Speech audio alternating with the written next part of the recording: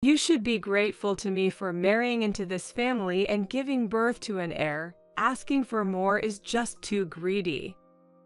Even though she lives with us and is a stay-at-home wife, she is treated like a guest, with everything done for her.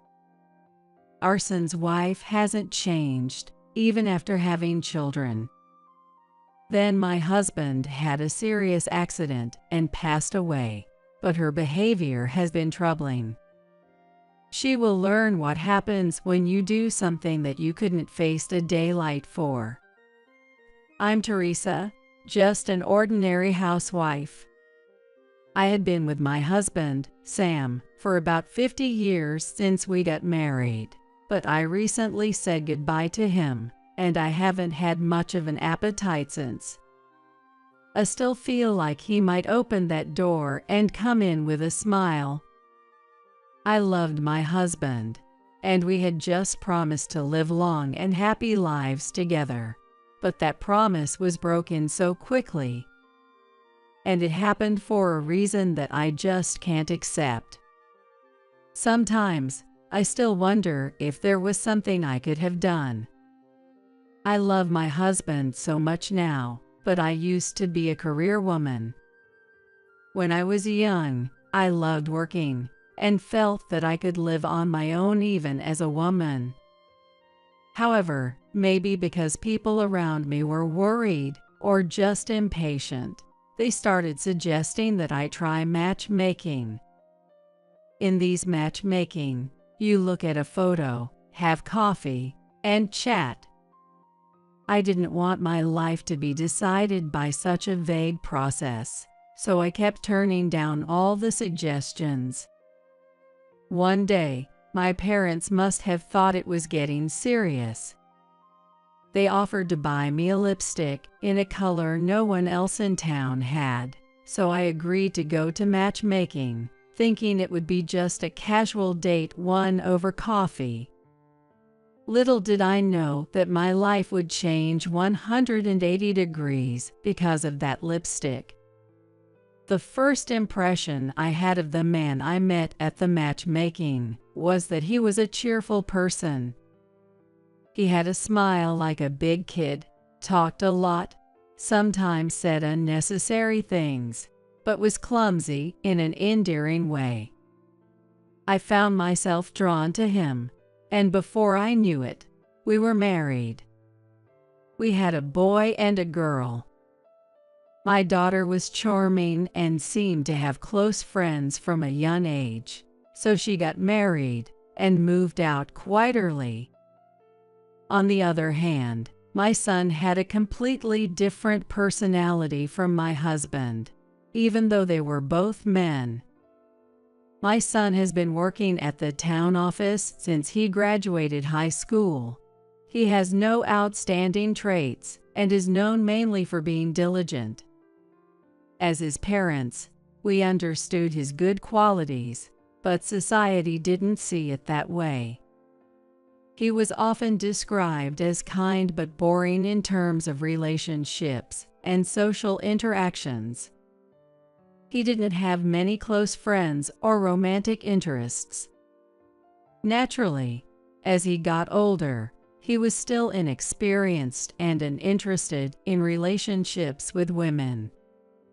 However, it seemed he started to admire the idea of marriage after hearing about the weddings of his few high school friends. He would say things like, "I'm too plain and boring for marriage," but he did want to find someone he could love and make us, his parents, happy. He often participated in matchmaking events and singles mixers, organized by the town. At first, I thought it might be good for him to experience a matchmaking like how I met his father, but I decided to let him find his own way without interfering. One day, as spring was approaching, I noticed something different about my son. "Oh, it's rare for you to be like this, Kyle. Did something happen?" Maybe it's just spring? I feel excited. He started paying attention to the colors of his clothes and reading catalogs for women's brands. At first, he tried to brush it off, but as his mother, I could tell. When I asked him, he told me he had a girlfriend he was planning to marry. His face was full of happiness as he talked about wanting to file the marriage registration on her birthday. She has so many hobbies, enjoys every day, and has a sparkling smile. She has a lot of things I don't have, and I want to be with her. Apparently, he met her at a restaurant near his workplace while having lunch. My son had a habit of eating at the restaurant on Wednesdays and Thursdays, was ordering lunch at his usual spot during his lunch break. One day, she happened to be nearby and struck up a conversation with him, and it took off from there. I didn't know everyday things could be so fun. If it was just home and work, I wouldn't have realized it. Oh, Kyle, I'm so happy you found someone like that. Can you introduce her to me? Of course. Can I bring her over this Sunday? We were planning to go to a cafe, but I'll talk to her. She wants to meet you too, so it should be fine. I was curious about the woman who had charmed my serious son so much, but I didn't get to meet her on the promised day. Mom, I'm sorry. Actually, the day before yesterday, she told me she might be late because she had to go to her fave. Since I didn't hear from her after that, I assumed everything was okay. If she might be late, it can't be helped. It's not your fault, Kyle. You can introduce her another time. As I stood beside my apologetic son, I had a bad feeling. Meeting someone for the first time, especially if they're considering marriage, means that for her, my husband and I would become her in-laws. Generally speaking, it's unlikely for someone to suddenly break a promise without any notice. In the end, I only met her after they had submitted their marriage registration and were officially married. This is Anna, the girlfriend I told you about and now my wife. Nice to meet you. The woman my son married, Anna, had a plain face with no makeup, wore a sweatshirt and jeans, and spoke in a small, mumbled voice. I was shocked because my son had described her as a vibrant person with many hobbies, which was very different from what I expected. As she talked with my son and me, she kept looking into her planner and writing something down. I caught a glimpse of her planner, which was filled with colorful pens and terms like Polaroid photo meeting, fan event, and offline meeting. I had no idea what these words meant. Apparently, she had been living at home and working at a corner store, but she planned to quit her job and become a full-time housewife after getting married. I found it hard to believe that someone who was planning to be a full-time housewife would have such a packed schedule every day. Personally, it's a bit hard to imagine. While talking with my son and me, she kept glancing at the clock and mumbling to herself. In 30 minutes, the live stream starts. What should I do? Hurry up. Anna, is there something you need to do after this? No, it's nothing. She seemed frustrated and irritable, clearly hoping we would wrap things up quickly. Because of her bad mood, the conversation didn't go anywhere, and we ended the meeting early. My son, who had never shown much interest in women, finally got married and looked genuinely happy. However, Anna's expressions, words, and behavior puzzled me. After hearing about their marriage, the second thing she mentioned was asking to live with us, My son and his wife wanted to save money for the future, and we agreed to help by letting them move in. We had no problem with this arrangement, but I worried about the stress Anna might feel living in a new home as a full-time housewife. They assured us there was no need to worry, and the move was decided quickly. Just 3 days after the decision, Anna had already moved out of her previous home. The slight unease I felt when I first met Anna grew stronger, and I finally understood why. Despite being married, Anna didn't show any signs or behavior typical of a newlywed. She constantly carried around a planner filled with schedules and pictures of a male idol, never letting go of her phone. It's her business what she carries around, but it was concerning that she always looked at her phone, even when talking to me, my husband, or my son. One day, we decided to set some rules for living together comfortably, and Anna was the first to raise her hand. Even though we live in the same house, let's agree not to interfere with each other's privacy since we're two separate families. Privacy. I suppose that's fair. Let's make sure to respect each other's space. Using this rule as a shield, she did almost no housework, despite calling herself a full-time housewife. She never took her eyes off her phone, leaving me to prepare meals and clean while my husband handled the heavy chores. But my waist is delicate and hurts easily. But having someone over 70 do all the heavy lifting without any help, Anna, that doesn't seem right. I wish you'd help occasionally. Are you saying it's okay for me to hurt my waist? That's terrible. Did you forget our agreement not to interfere in each other's household matters? She yelled in a loud voice, completely unlike her usual mumbling, and started shouting without warning. Given how things were, we couldn't have a proper conversation, and time just passed by. Soon, Anna started staying in the storage shed in the backyard. I could see the glow of the TV and hear her shouting someone's name. It was probably the male idol whose photo she always carried around. It was like the storage shed became Anna's personal room. There was no effort to make sure we all lived comfortably together, and she only thought about how to make her own life easier, which made us uncomfortable. But my son couldn't say much to Anna and always seemed indecisive.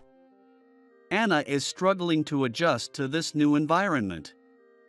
I'll help with the housework when I get home from work. But she does nothing around the house during the day and stays alone in the shed. I'm worried because I hear her shouting. I'll talk to her. Don't worry. Somehow, Anna got pregnant.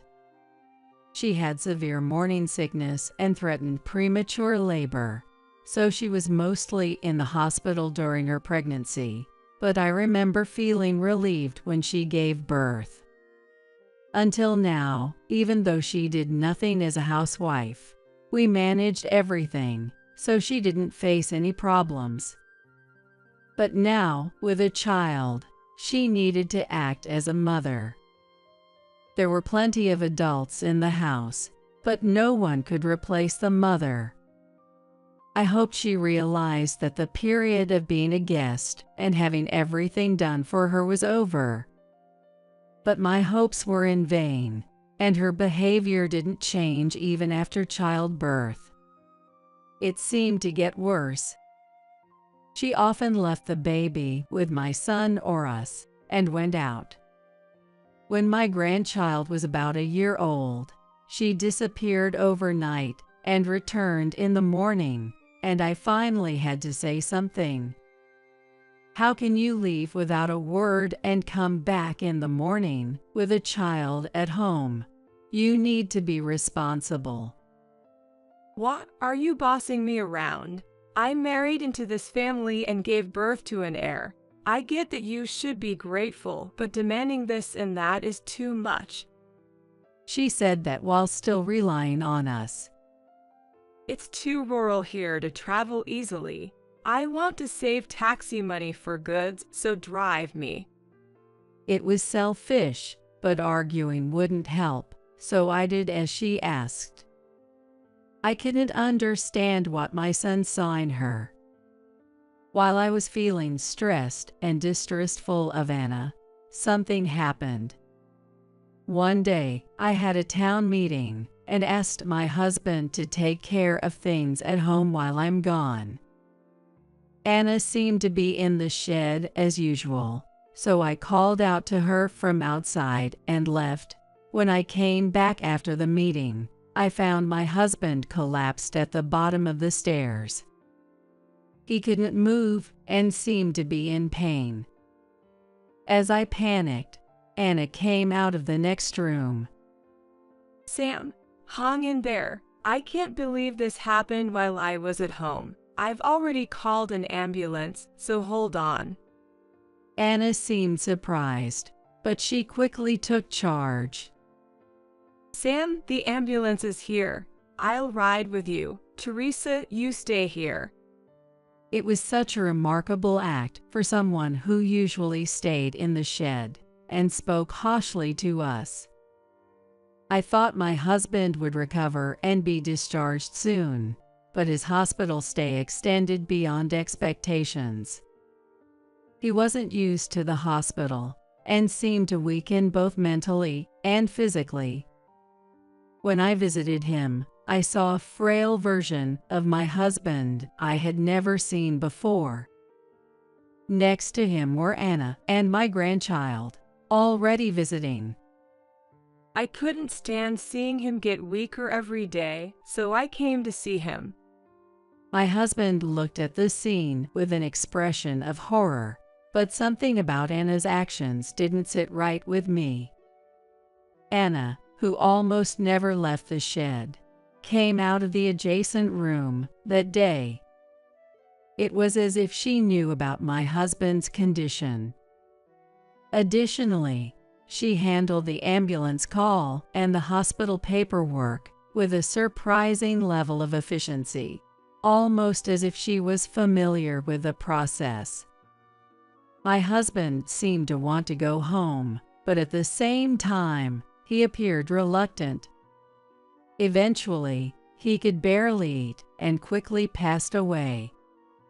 With his injury and sudden death, there were many things to worry about, but I had no time to dwell on them. I was more shocked than I had imagined and couldn't function properly. Teresa, don't be too sad. Let my husband and me handle the funeral. Okay, I'm not feeling well, so please take care of it. Since my husband's injury, Anna had become unexpectedly reliable. She no longer seemed like the person who kept her distance from the family. Anna efficiently coordinated with the funeral home and planned everything. Unlike my husband, who worked outside, I spent a lot of time at home and relied on Sam for everything. Let me repay him this last time. Anna said this while tearing up, but my grandchild started fidgeting and ran off as if escaping something. He ran so fast that I lost sight of him. On the day of the funeral, my son and his family attended. Since my husband had been living with our grandchild, Dylan, since birth, he adored him. Dylan also loved his grandfather dearly. At 5 years old, he probably understood the concept of a funeral and that he wouldn't see his beloved grandfather again. However, my grandchild seemed unusually restless. Perhaps Anna didn't want to scold him in front of so many people, fearing it would draw attention. She gently hugged him from behind, Come on, Dylan, say your last goodbye to Grandpa. It's not the last. Don't touch me. You're scaring me. My usually calm grandchild suddenly started to act out violently. The commotion was so unusual that everyone noticed and started murmuring. Dylan shouted loudly, trying to be heard over the noise. Grandpa says Mommy pushed him down the stairs. My 5-year-old grandchild pointed at the portrait of my husband and declared this. Everyone was shocked and started speculating. Anna looked down for a moment but quickly raised her head and responded firmly. He has been watching too much anime lately and says things like this. I'm sorry, it's my fault for not educating him properly. I'll talk to him later. With that, the murmuring subsided. But then, Dylan ran out of the funeral hall. A few people went after him but soon returned, having lost track of him. Despite the incident, the funeral proceeded as planned. The final step was the closing of the coffin. As people placed flowers inside and said their final goodbyes, Dylan came running back with scissors.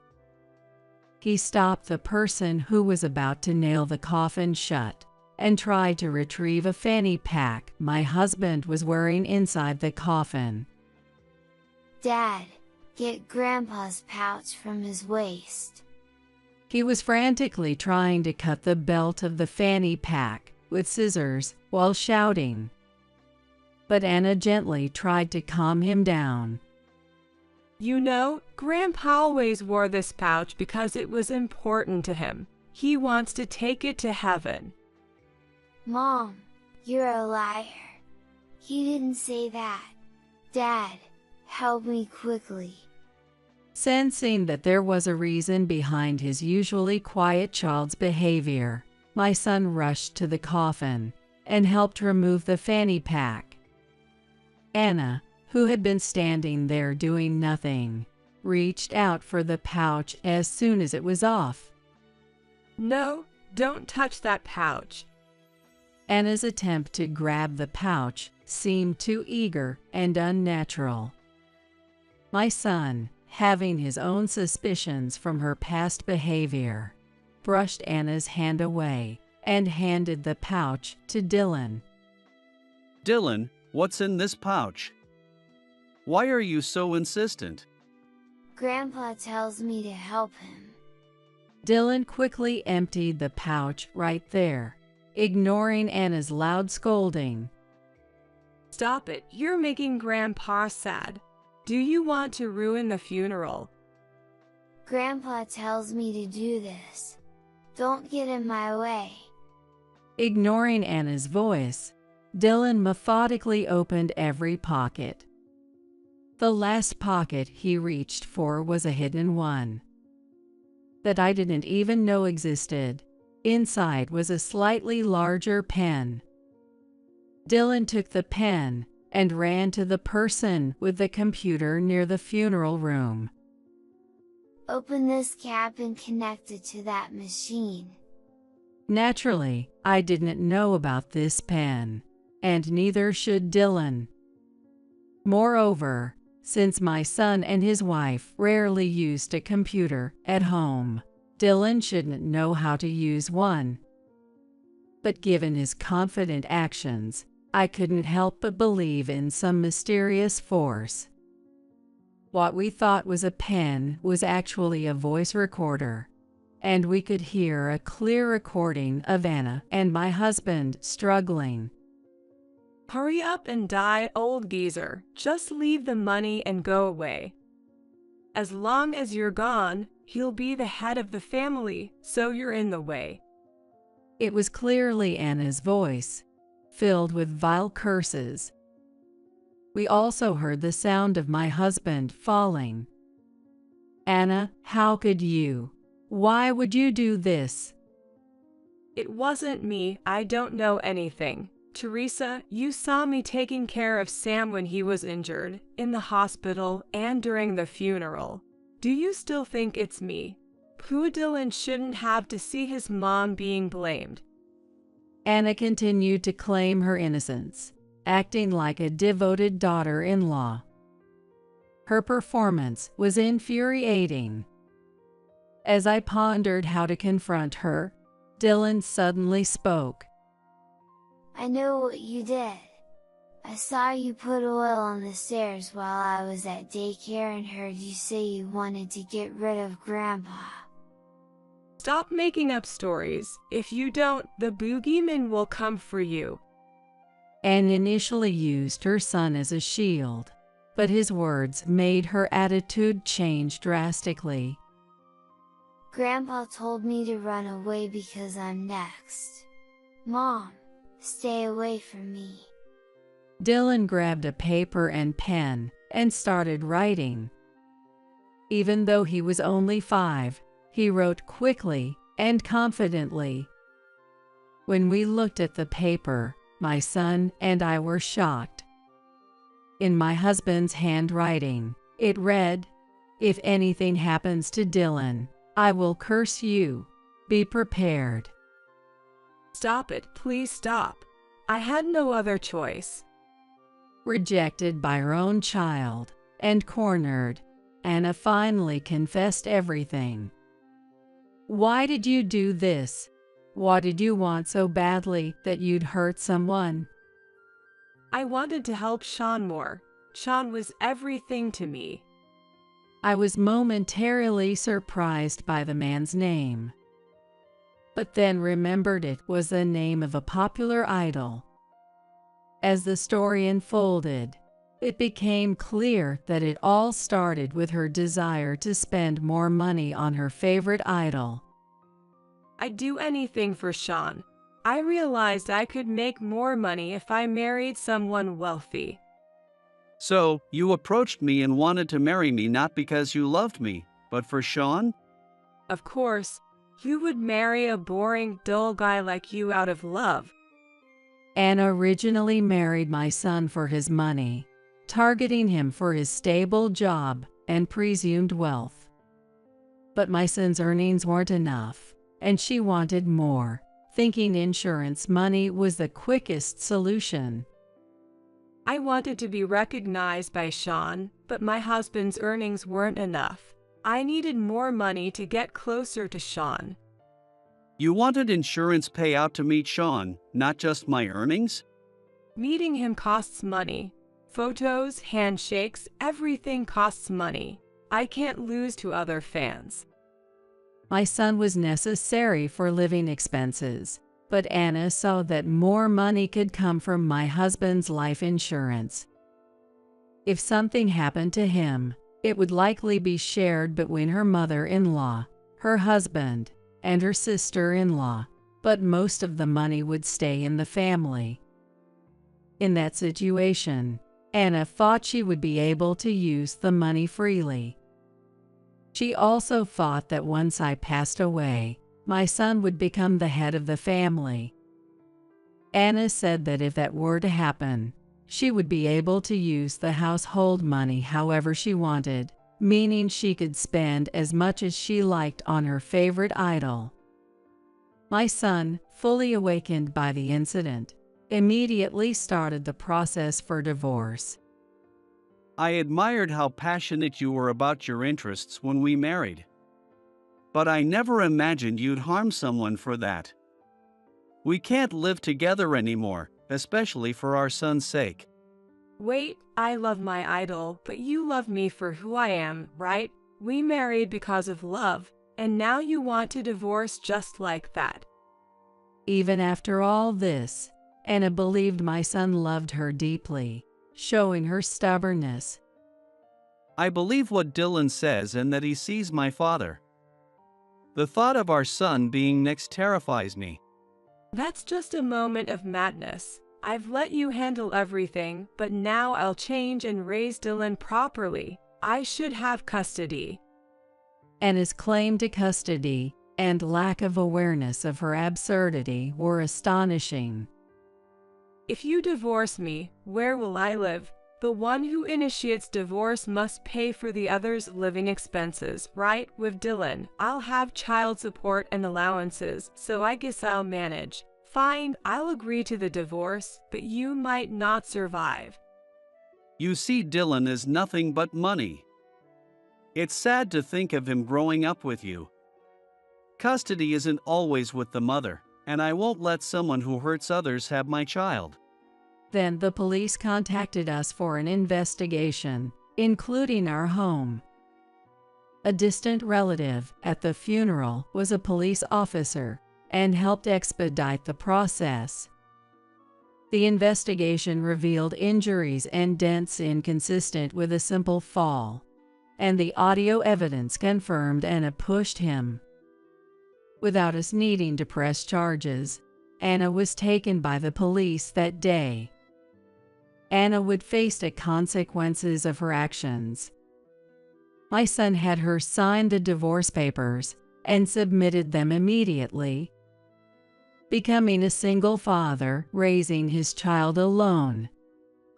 Although my beloved husband wouldn't return, I found happiness living with my son and adorable grandchild. The pain of loss and precious time couldn't be regained, but I looked forward to my grandchild's future. Since the incident, Dylan's mysterious abilities weakened, and he talked less about his grandfather, but I chose to focus on the happiness ahead.